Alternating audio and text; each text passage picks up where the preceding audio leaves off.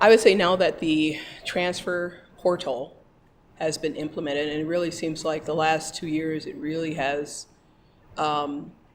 made it very competitive for a high school athlete to compete with other kids that are transferring from, one school to another, because number one, they're looking for experienced players, and a lot of teams now, they want to not just be good, but they want to be top level.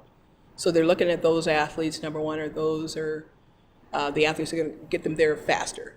So that in itself is a challenge. Also, getting exposure for a high school athlete if they're not playing AAU basketball, if you're not making it to a state tournament. And how do you market that player? And really, it boils down to is not just marketing them to get an opportunity at a school, but it's also about the right fit.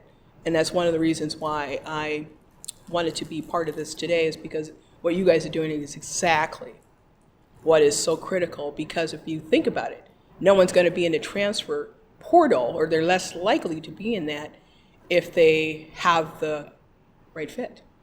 And so doing the background work necessarily, and also understanding what you want out of your experience at the next level, and whatever that is, whatever that level, whether it's D3, 2, 1, junior college, whatever that is for you, understanding that and really being educated prior to making those choices.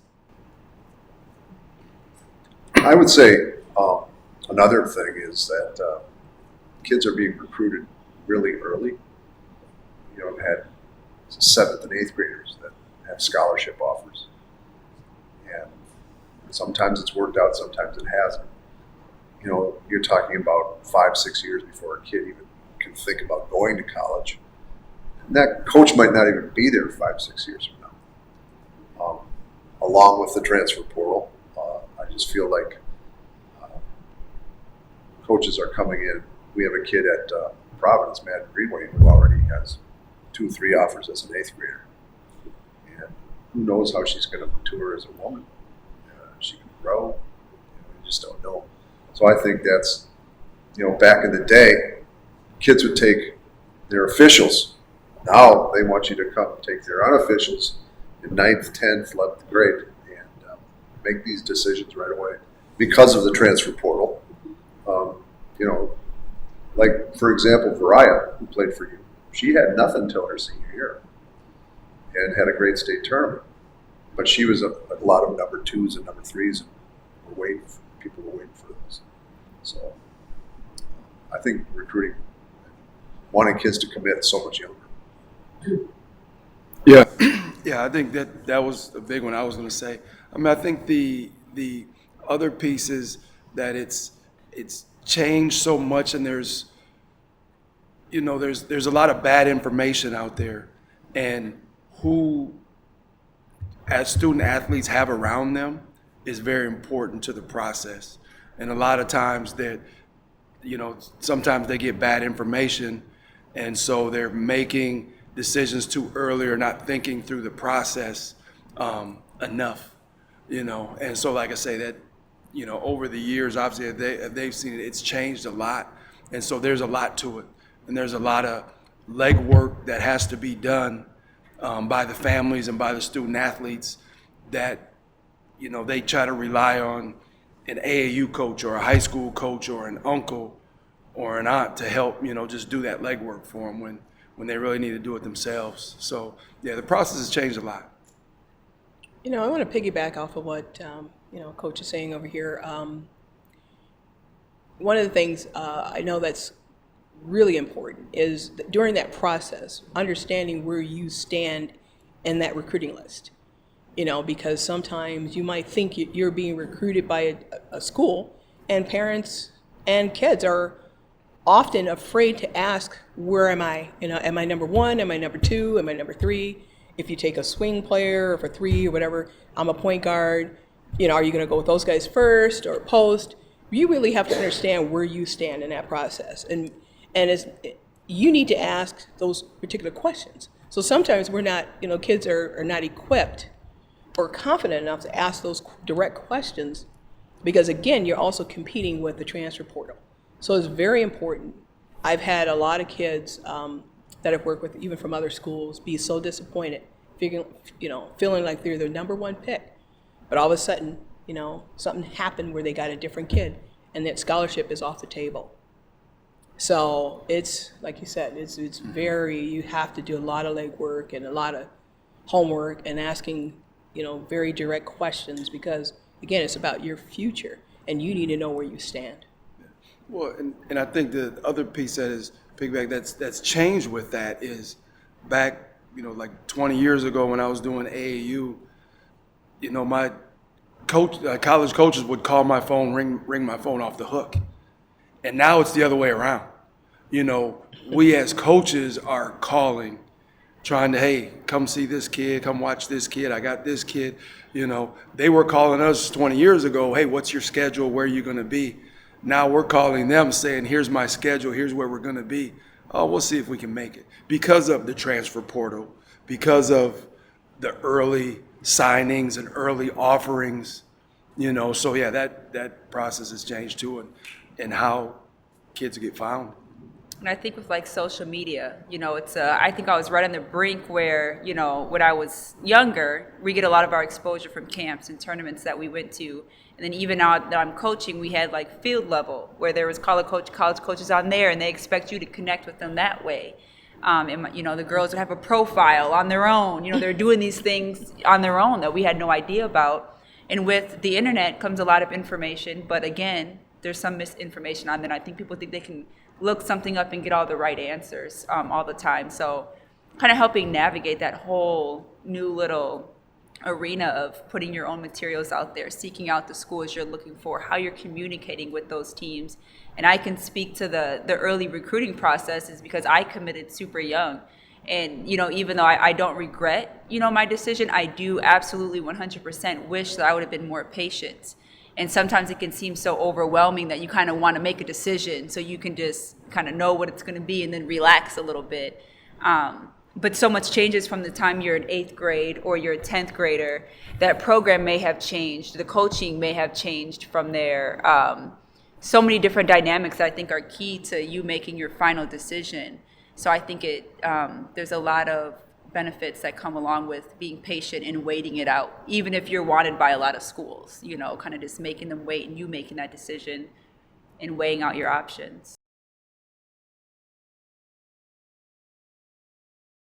Yeah, so for those of you who don't know, I played soccer my whole life, and when I finished my senior year season, I didn't know if I wanted to play college or not. I hadn't made that decision yet. I had a few coaches come to some games. One of them in particular was recruiting me, but I didn't really know if I wanted to continue my career. And so I just kind of took my senior year to figure out what would be the best fit for me. And I really put most of my focus on the school part of it and the fit part of it, rather than what athletic program do I want to go to. So I did the tours. I did one camp at that one school at Bethel University that really wanted me, and I did overnights at both of them, and ultimately it was the overnights that determined it for me where I wanted to go, and that was Gustavus. I felt like I fit much better with the culture there. And so for me, it's a very different story than you with having these goals and these aspirations. I was like, honestly, I could go with or without soccer in college, and I think that's why going to Gustavus was such a great decision for me, because there wasn't that extra level of expectations and commitments and that kind of thing at a higher level.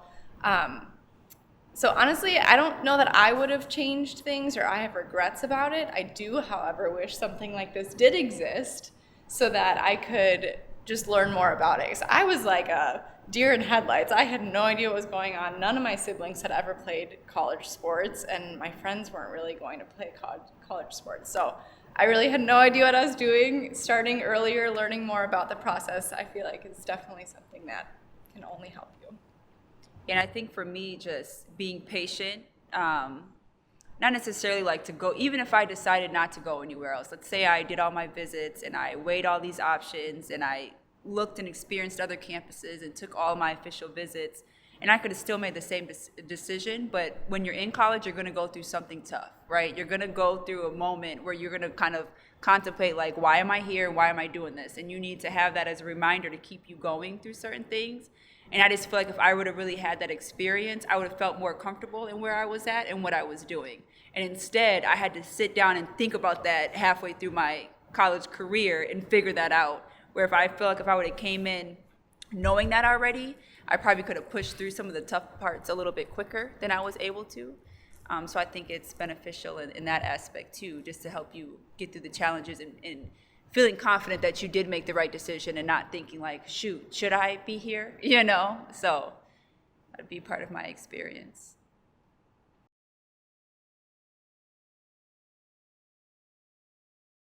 I guess spending time with the players and students who weren't players outside of the classroom and outside of the field. Just seeing what day-to-day life is like, the in-between, the CAF experience, the weekend experience, everything in between. And I just had a feeling, I don't know. All of my family had gone to Bethel, and they were recruiting me. Gustavus wasn't really recruiting me, so I was technically a walk-on, ended up playing, and it was great. So I really just kind of followed my heart and what I felt after leaving those campuses.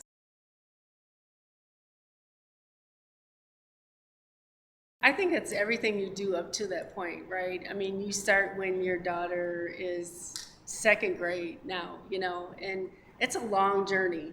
So there's so much that you do during that time, you know, and it's the whole family. It's the whole family's involved with getting this, you know, child to a certain place. And so I just think that all of the things that you go through, finally, when you get to that point, you're just like, oh, you know, this is it. We're making a decision. We're moving on, and we're done, right? Yeah.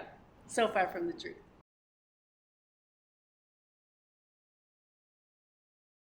Number one by far, I think, Barb, is what you were talking about, is self-awareness. Taking that assessment, knowing who you are, what you know, that is so key. I feel like at the beginning of your journey, you know, to really understand what you want, where you fit in, you know, all of those things. And then as you go through, you're weighing all those things, right? And it's great that is it Ellyn? It's great that, you know, you had that experience to figure out what makes sense for you. So she had to do that as a senior, you know, going into college, but, you know, much younger in the process, being able to know those things and know what questions to ask, and, you know, have that these type of resources for you to use is just a game changer.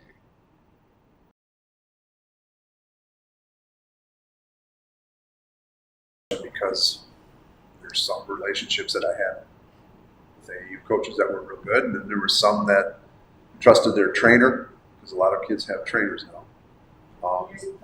Personal trainers, yep.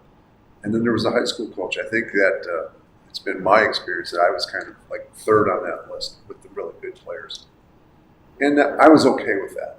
If they needed my advice, or if I could send off film or anything like that, I'd be happy to do it.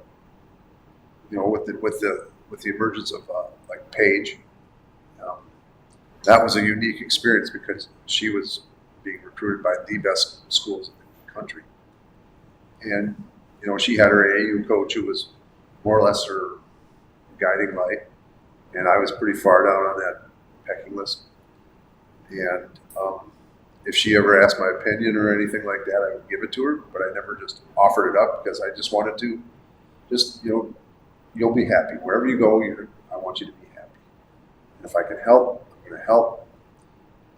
You know, if you don't want my wisdom or whatever, that's fine too.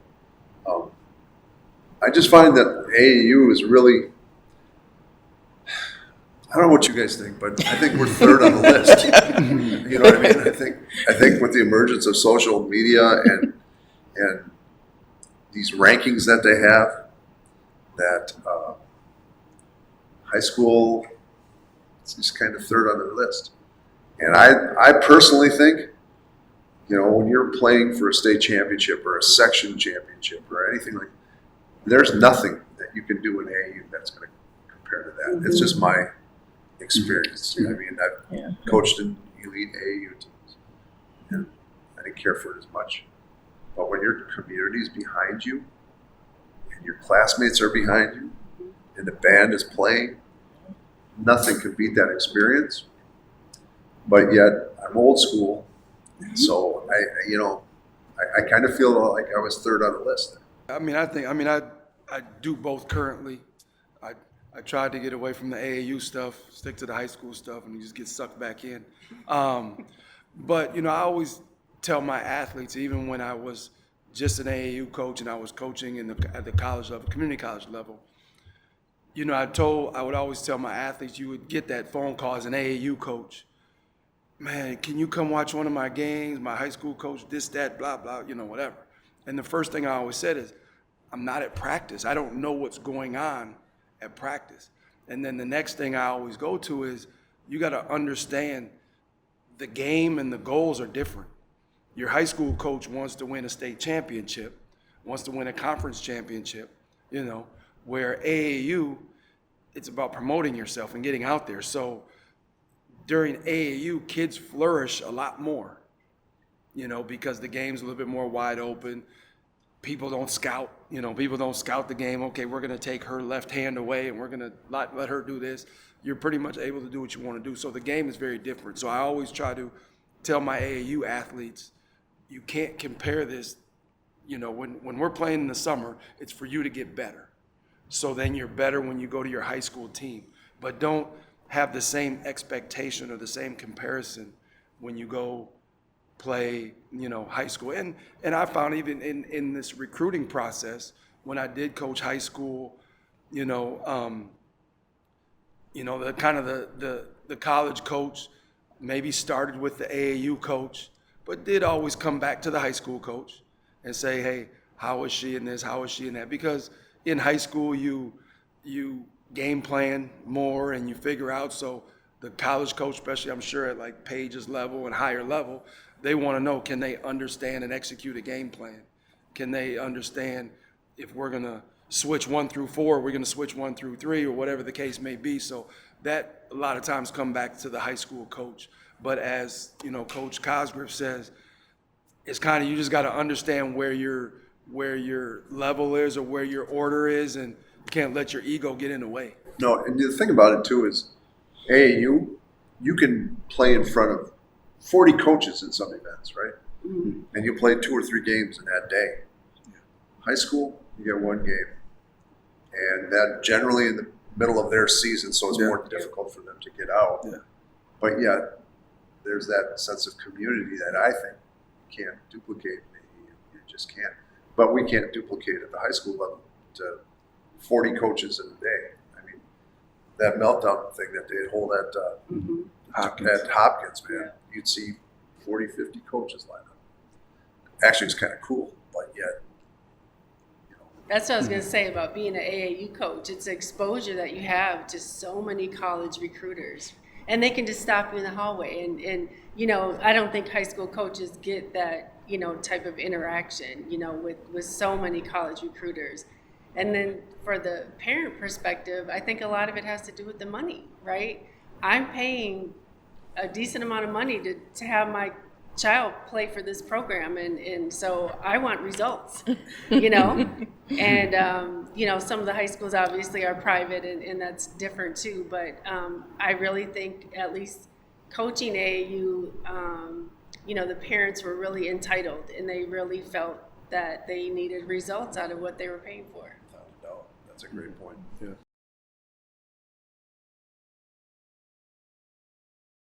I don't know if I have given you guys one, but million examples of where that happens. And I know the junior college experience seems to be even more so. Kids that end up there where their parents are really pushing them, and they might not really want to play, but they end up, okay, fine, I'll go here and we'll see what happens, all too often do we see those situations, and it's heartbreaking, honestly. It really is. Yeah. I had kids who went and played in the Ivy League. And the unique thing about the Ivy League is you got to pay for your school, right? But yet you have a Division I commitment. And I had a young lady who was offered by the University of San Francisco full ride, but then she decided to go to Harvard where she had to pay.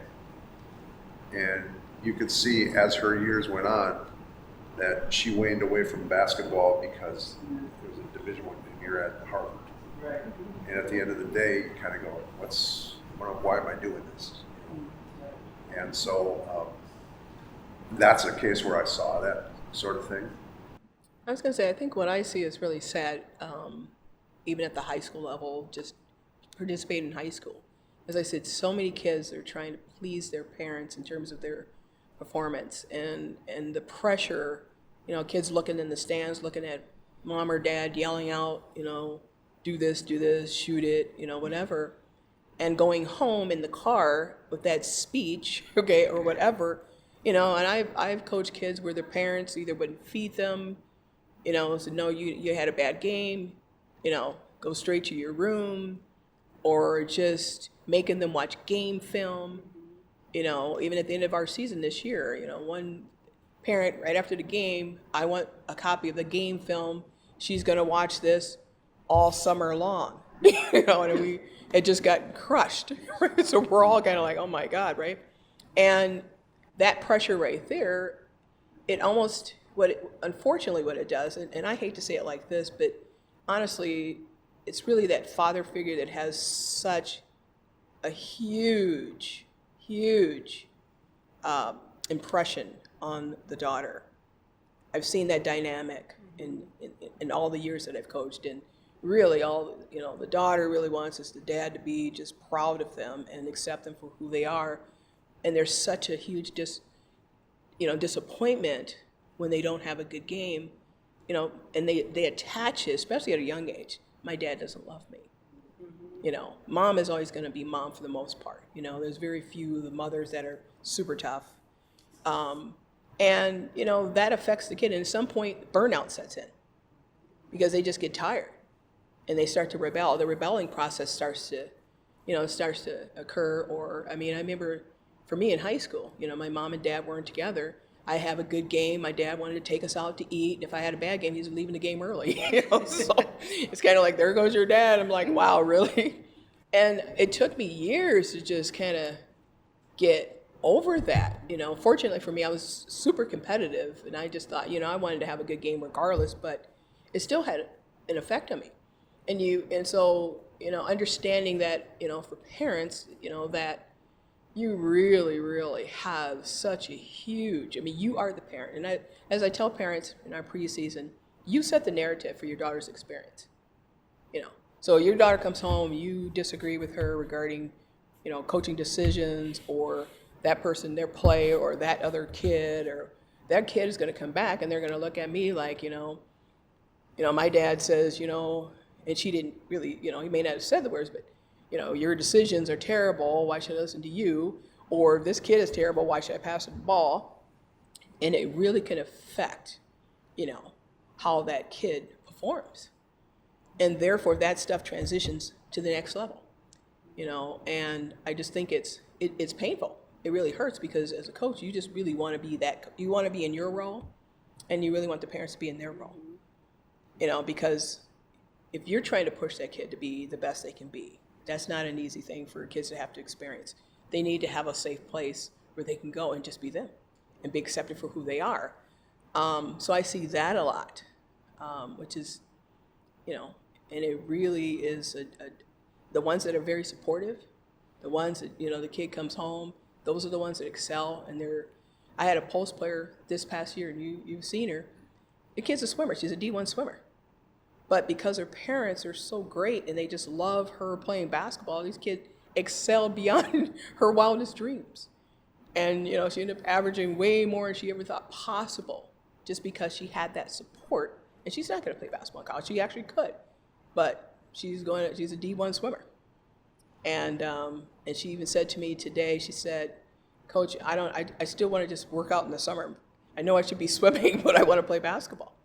And that right there is really, credit to her parents and how they, really, really, just supported her, in the sport. So very important.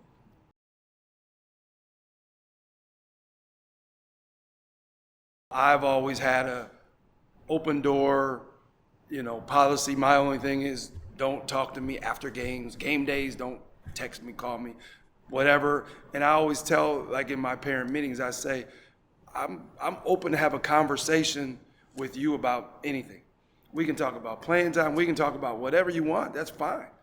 But my decision is my decision. And our conversation may not change it. It might, it may not. But that's what you have to live with. And like I just started at this current school 2 years ago, and I told a parent, the job was open last year. I got it. You know what I mean? So I get to make the decision. And so, I don't like, and the almost the trap that I was having this conversation, and I had to stop. I had to step back because, the parent would say this, that, and I would have to discredit things he said based on stats. And then I started listening to myself. I'm like, wait a minute. I'm almost saying that I don't like his daughter, so I had to stop. And I had to say, you know what? Your daughter's a nice player. She's a good player. She's fine. She's gonna be fine.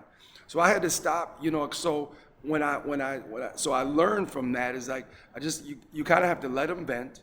You have to kind of stop the conversation, and then where you see the player at and where you see her in the future moving to, if she does this, that, and whatever. Because if you get into a back and forth, then all of a sudden, well, she's a good shooter. Well, no, she's not. She only hit 2 shots last game.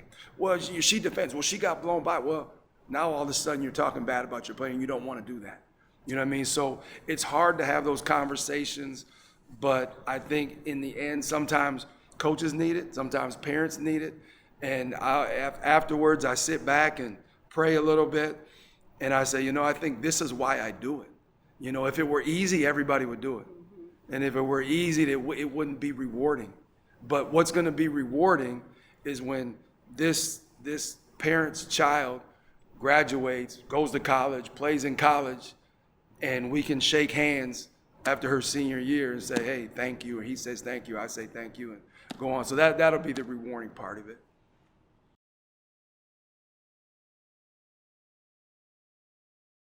Actually, I was telling the parents this story earlier that, I stepped into an AAU program that had been around for a while. There was a player that had played in this program for several years. And we had more than enough girls, so I actually had to cut some girls. She was one of them. And her mom was furious, beyond furious. Like, I've been with this program for how many years? And I'm like, well, this team is not right for your daughter right now. She needs to, go get play. She's not going to play on this team, right? So she needs to go on a level where she can play, she can gain some skills. That's what she needs to do at this point. And she did. And she went and played for about 3 years for another team, came back and ended up starting for my team. And that's the misconception that parents have, kind of back to your question. They think everything is D1. My daughter's D1. I know, and it doesn't matter. They're always going to be oblivious as parents, right? But it's, for me, like when I was coaching, come to practice. Come and watch practice. You can see your daughter, in the mix of everyone else and where is their skill, and then you can kind of talk about that with them. Did you see when this happened, or when this happened, or we're trying to do this? I think that transparency helps parents a ton, right? I think coaches kind of hold back sometimes because they don't want to say certain things, but no, give it to them, tell them, so parents understand, right? Like they get where you're coming from.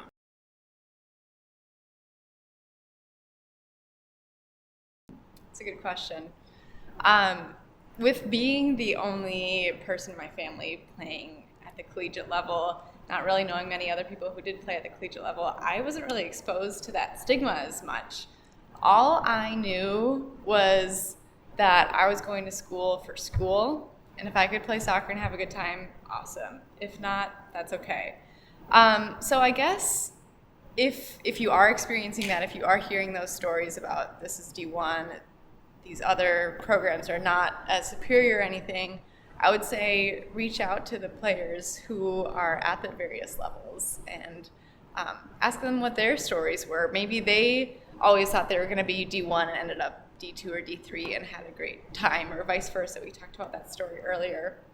Really, instead of hearing the stories from other people, just go to the source itself and see what their experiences are.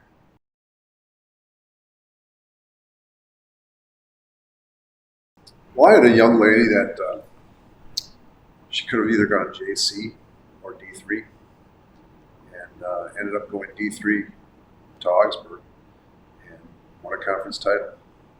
Had an amazing career, probably be a Hall of Fame player there. For me, she would start for me because she was a senior, but then Paige would probably come in 5-6 minutes into the game. And Paige was being Paige, and this kid would have to watch it, but we'd start her, that type of thing. And you know what? At the end of the day, it's about getting an education. And it's bigger than just basketball. It really is. It's about getting an education, playing for a coach that loves you tremendously, but understanding that regardless of whatever level you play at, I played D3, you worked your ever living tail off. I mean, you just did. I'm sure you worked very hard at D3 soccer. You worked very hard at D2. You worked very hard at D1. And it better be something you're passionate about, because you're going to sacrifice a lot, but you're going to have experiences that the typical student would get. So I think whatever level you're at, love it, and just embrace the situation. That's why I think there's benefit in just high school versus AAU in its own. I remember getting told like AAU, we're gonna play aggressive because you got to get ready for college. And so I just remember I had scars all over my forearms for just getting hacked all the time, right? And I'm thinking like, this is what it's gonna be like in college, so I gotta be ready. No, I went to college and I learned like you couldn't even touch anybody for more than 2 seconds. And I'm like, well, this was when I learned in AAU, and then I had to learn how to play defense for real, so it was just a different. And it's the only other time you're a student athlete. You're not worried about the student part when you're doing AAU. So what is it like to balance school and your sport? And does your AAU coach know about how you balance school and sport? Or is your high school coach giving you more of that?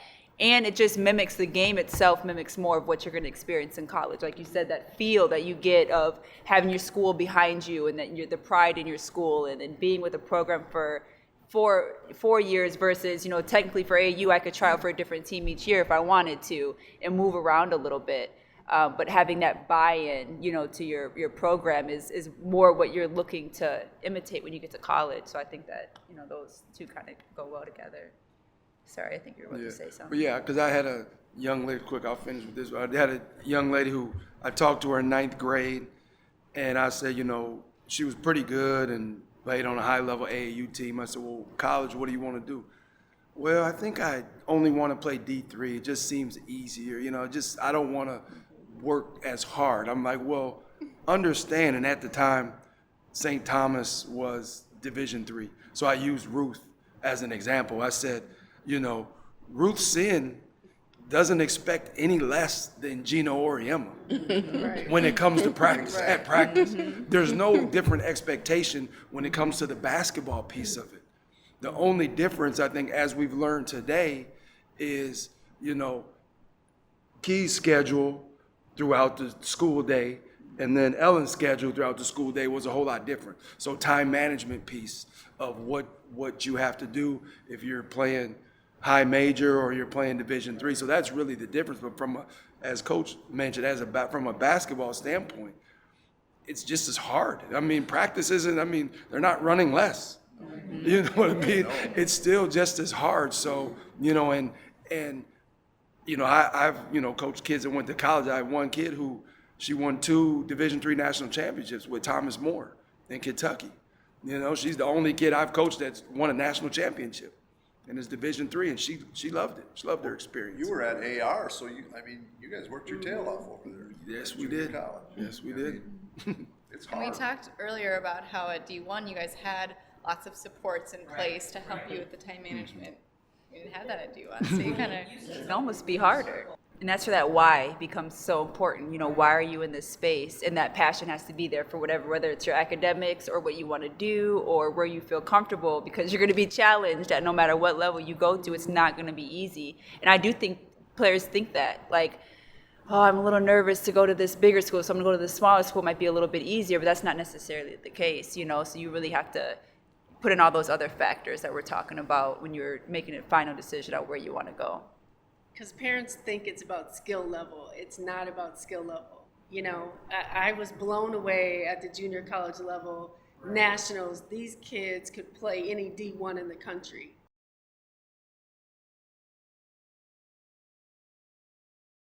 I would say use a resource like this if you can. That's number one.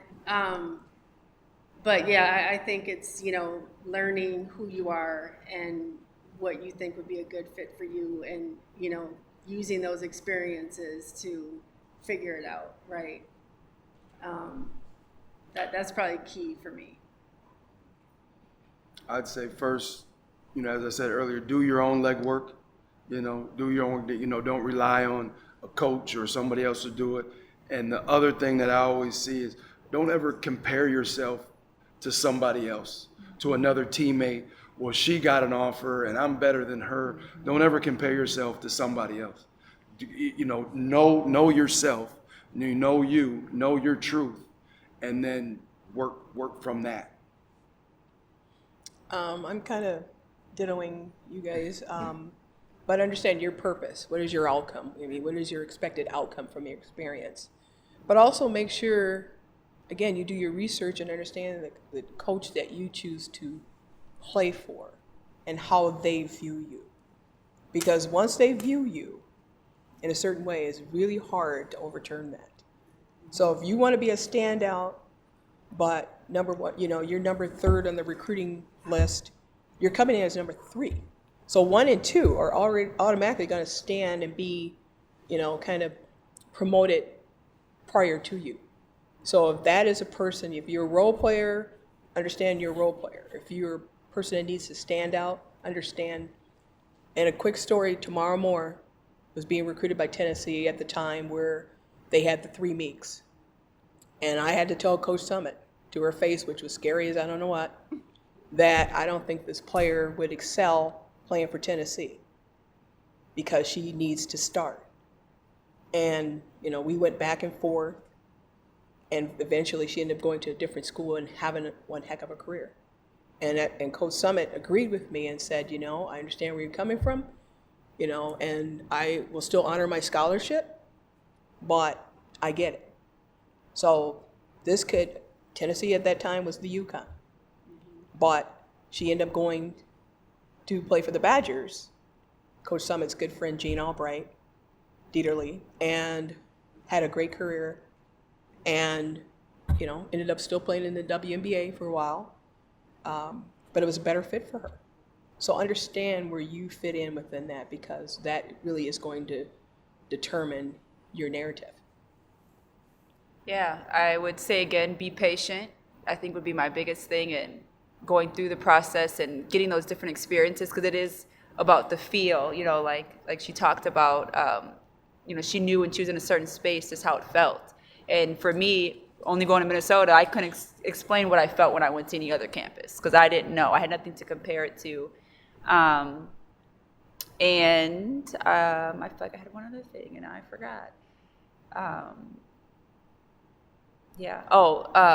Driving your car and being selfish when you're driving your car. And it's easy because you care about all the people around you. And so I've always been a person where I listen to people that have been through experiences and have been through things, and the people in my corner, and just knowing who those people are. So I think you have a little bit of time to identify who's in your car, and then just protecting yourself and protecting your vision that you have for yourself, and try to, you know, close the windows on all the distractions.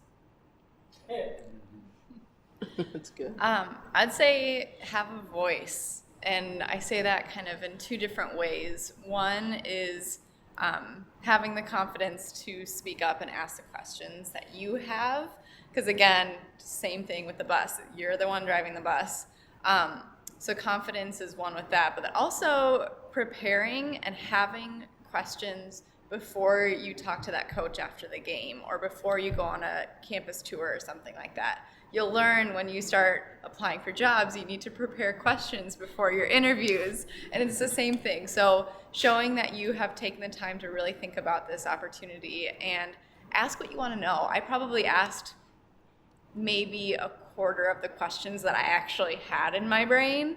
And if that coach would have heard all of my thoughts and the questions that I had, they would have learned so much more about me, and it would have been a much more fruitful conversation if I really asked what I had on my mind. I think just enjoy the process. Go into this with an open mind, and don't be pressured into anything, because they're going to say to you, well, you have to commit by such and such. We've got these other people waiting. So it's your deal. It really is your deal. I think the thing that I remember about college and recruiting was, I'll never forget, I was a freshman at McAllister, which is where I went. And the coach would call me in as a freshman and say, you know what, Kaz, we got these point guards coming in. We want you to show them around game. I'm like, he plays the same spot? No. You find someone else, right? And no, they're always trying to out-recruit you. So you understand when you go to a place that you're going to have to show people around that play the exact same spot, have this huge resume. And at the next level, believe me, at the D1 level, those coaches are getting paid a pretty good sum of money. And their job is to win. And if they don't win, guess what they're going to have to do? They're going to have to go out and find a real job where they don't make nearly as much money. And, so that's why it's like, yes, you want to have a great relationship with your coach, but understand they need to win in order to keep their jobs. You just, at the end of the day. So work hard, trust yourself, but enjoy the process. Don't be one of these people that wants to sit and brag on social media. You got 14 offers. All right, I once had a player that said, yeah, I've got it narrowed down to my final 13. Honestly. And I'm like, you get one, so, give me a break. So.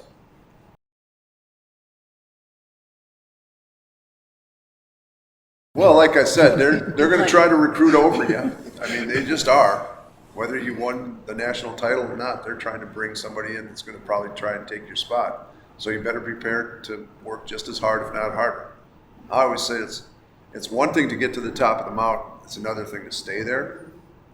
And if you get there, now you're going to have to continue to work your tail off. And understand that, how many players make it to the WNBA, really? She was one of the best players to come through the state of Minnesota, right? If she didn't rely on her education, where would she be, right? So at the end of the day, it does come down to that. I'd say in your first year, as you're figuring out what college life is like without living at home with your parents and all of your lifelong elementary school friends along with you, do what you need to do to be the best that you can be. Because when you're a freshman, no one really knows what they're doing or what's going on, and so everyone kind of tries to naturally gravitate to be like each other. Do the things that everyone else is doing, and if you think to yourself, or I need to do this for the betterment of myself, take that route and get to know yourself that way. I'd say do your research wherever you're going, so you know where you're going, so you have a pretty good idea. Ask questions, get to know the teammates and the players that are going through it versus just always listen to what the coaches are telling you. Ask them for the bad stuff. Ask them about what they don't like.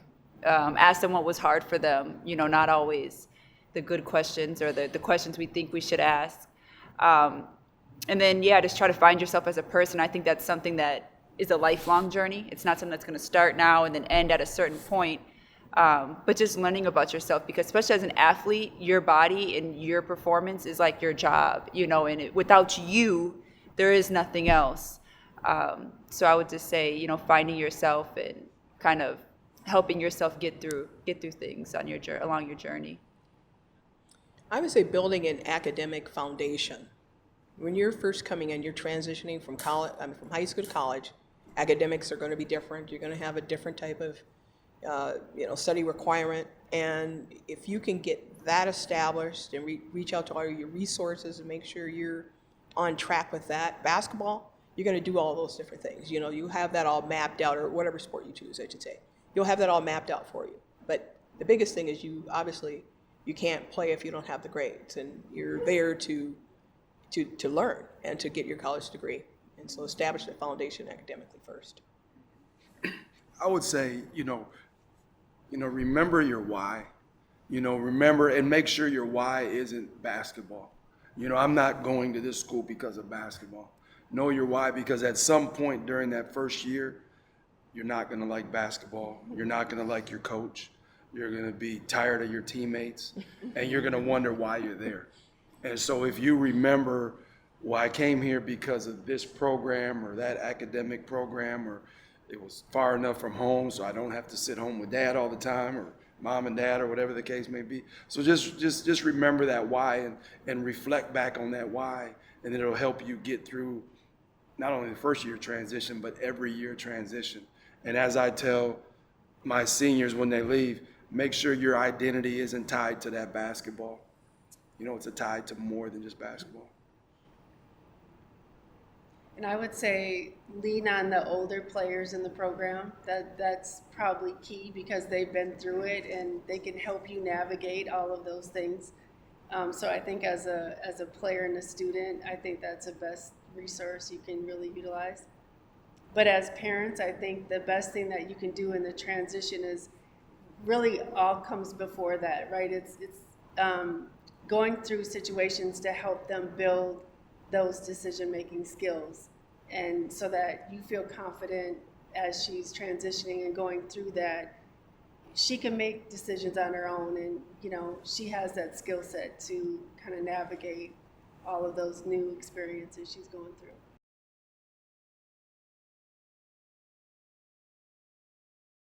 I think I went on my first tours summer after sophomore year. There's a Minnesota private college week with Hamlin, St. Thomas, Gustavus, Bethel, St. Kate's, everything. And they're kind of condensed tours in 1 week. So I hit like 5 schools in 1 week that summer. It was. I knew I didn't want to go to one of the schools in Minneapolis. I wanted to go a little bit further away, that kind of thing. And then junior year, I was able to, kind of talk to the Bethel coach a little bit more, work with them, and just really brew on it a little bit longer. I would say, once I hit high school, it goes by quick in a way. So once you hit high school, I don't think whenever there's an opportunity, honestly, because the more experiences, the better. And some people do try to cram in. We're trying to go to every school in this little window of time, and then there's all these other things that you guys are going to have going on. So I say whenever you have the opportunity to check something out, why not? I was ignorant to, I had a lot of schools recruiting me, and I had no idea I didn't really watch. I watched a lot of boys basketball growing up. I didn't watch a lot of women's college sports when I was coming up, and I was oblivious to a lot of the schools themselves. And if they weren't, on my Final Four, I didn't know. But there were some really, really good programs that were smaller D1s, or even to schools I was unfamiliar with, that I just automatically checked off my list just because I was unfamiliar. So I think the more you explore and the more you have knowledge around what the options are, the better. I would say real quickly, the age now I think is really beneficial, because it's also a measuring tool for her to understand where she needs to get to throughout her high school process.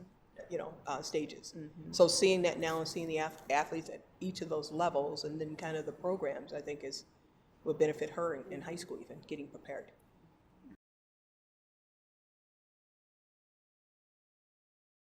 I'll tell you this, and a lot of some boys I've mentored, and a lot of girls, and I usually do this with my team, is that mid-season humdrum, whatever, I always try to get them to think back. Remember when you first started playing and the enjoyment you had and why you started playing. All right? Now let's fast forward. Let's go back to that point.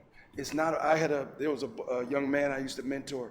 In every game he'd call me. If he had a bad game, I'm like, you're playing every game like it's a scholarship or not. Just enjoy playing. So take this 5th grade, and then when she's in this process and she's dealing with these guys, say, remember 5th grade? Remember when you won that championship, how you felt? That's the genuine thing of sports that kids need to remember. And as Kaz says, enjoy it. I was just going to say that. Have fun, and make sure your kid is having fun. And if they're not, like, nothing else is more important than that, because I've watched a lot of really good, talented young players get burnt out or not want to play anymore because it wasn't fun. And honestly, when you get older, it becomes more of a business. The older you get, the more levels you get up. And so you need that reminder of why you did it. And for most of your career, it needs to be fun or enjoyable. Otherwise, they're not, no matter how bad you want it as a parent, your kid's not going to want to do it, So I think that's a big thing. When I think about the teams that I played on, it was those moments we had where we were bonding, and we of course we bring up games that we played, but there's so much more that goes into being part of a team that you bring out of that experience that kind of keeps you going. I kind of have a funny story about that. When I was coaching my youngest daughter's last AAU season, we were having a rough go in Chicago in this tournament. We just weren't clicking. They just weren't quite, there, and we couldn't quite figure out. And we were leaving one of our games, and we were watching this 5th grade team playing, and these girls were having a ball. They were just, the ones on the bench were just cheering out of control. They were so happy for each other, and after the game, they were just, having the time of their life, And I told my team, I was like, do you guys remember this? Do you remember what that felt like? These girls are the beginning of their journey.